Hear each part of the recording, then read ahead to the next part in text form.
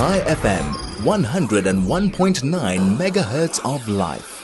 Across to the United States, because I've been quite fascinated by this conversation, and I have no idea what is or isn't true. With so much of this Iranian-US conflict, there are just so many words and so many allegations that are being made, so many dramatic statements all the time, that it's really hard I find, to sift out the truth from the posturing and maybe the mis or disinformation. US President Donald Trump has strongly denied reports that the United States is running low on key military munitions following months of military operations against Iran. What is the situation there? To help us try and understand the strategic implications, we're joined once again by David Smith, his Washington correspondent for The Guardian. David, welcome back to the Morning Mayhem. Thank you for joining us as always. I hope you are well. Yes, thanks. Great to be here. Nice to chat to you. So what do we know about this? Because we've got Hegseth's comments, we've got Trump. There's this underlying concern that maybe this whole pause and negotiation is about ammunition. What do we understand? Yeah, that's right. Certainly there's been more than one media report in the US suggesting that the US is running low on munitions, and that may have been a factor in this pause, noting, for example, that Donald Trump had threatened to unleash the biggest attack since World War II, and then suddenly it didn't happen, and he claimed that this was because of fresh negotiations over the Strait of Hormuz. Mm-hmm.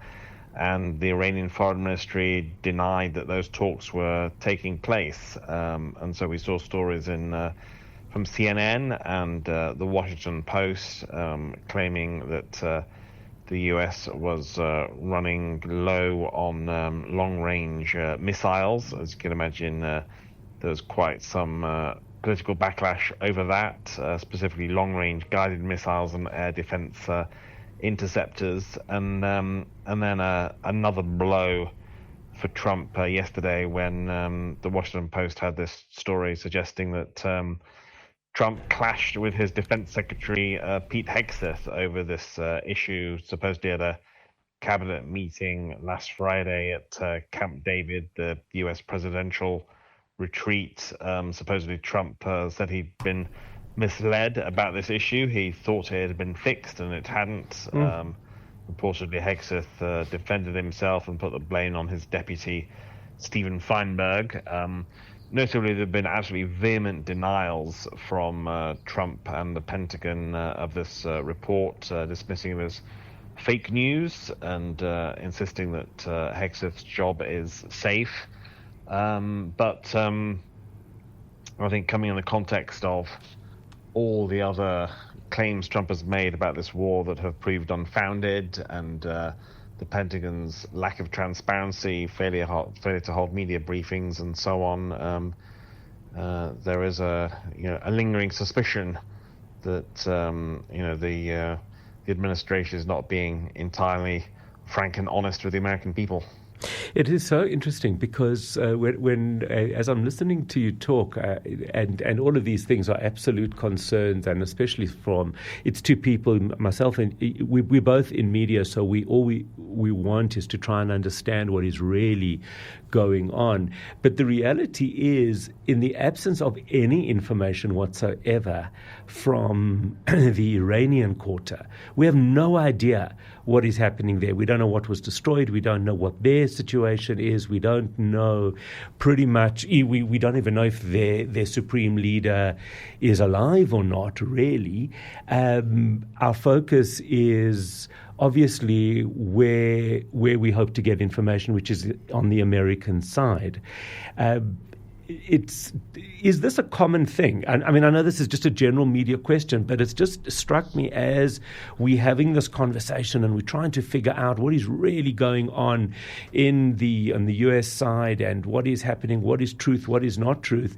But there's this whole other side that is completely covered in darkness.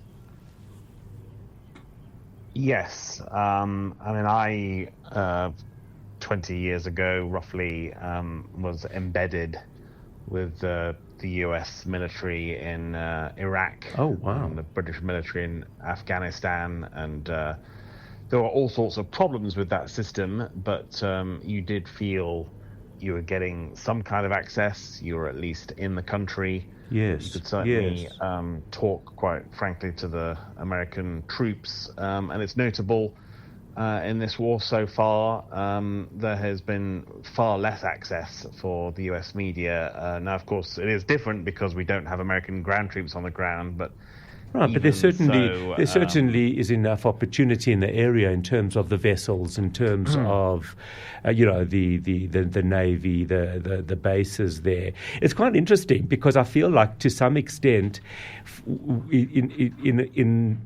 with the goal or the attempt to try and protect the information, it perhaps has worked negatively, because I would imagine that when you're on the ground in Afghanistan or Iraq, wherever you are, with the troops, you see a very different side. You see the human side as well to a war, but on both sides somehow.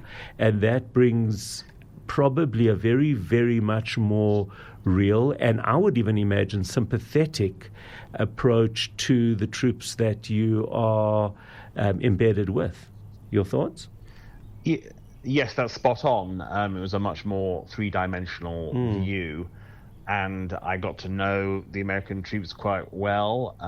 There were moments when I thought, if I must put my life in the hands of someone, then this 21-year-old captain is a pretty good choice. He's very dependable. Yes. And the sort of the media snapshot was, these are US imperialists who are committing atrocities, and of course there was some of that in those conflicts, but the people I saw were actually dedicated to the mission and walking around like local mayors, sort of checking with Iraqi citizens, is your water working? Is your power on? Amazing. And so on. I did see another side of it, some good people doing some good things, even within the framework of a war that should never have happened. And yes. To your broader point, yes, I think the current approach is therefore very counterproductive. Under Donald Trump and Defense Secretary Pete Hegseth, it's all about secrecy and attacking the media. There has not been a press briefing about this war for more than 2.5 months. We've seen some of the casualty figures manipulated, and that can only feed the suspicion of journalists and others that they have something to hide, that the war is not going well, when they're not willing to even take questions in a transparent way, people are bound to think the worst.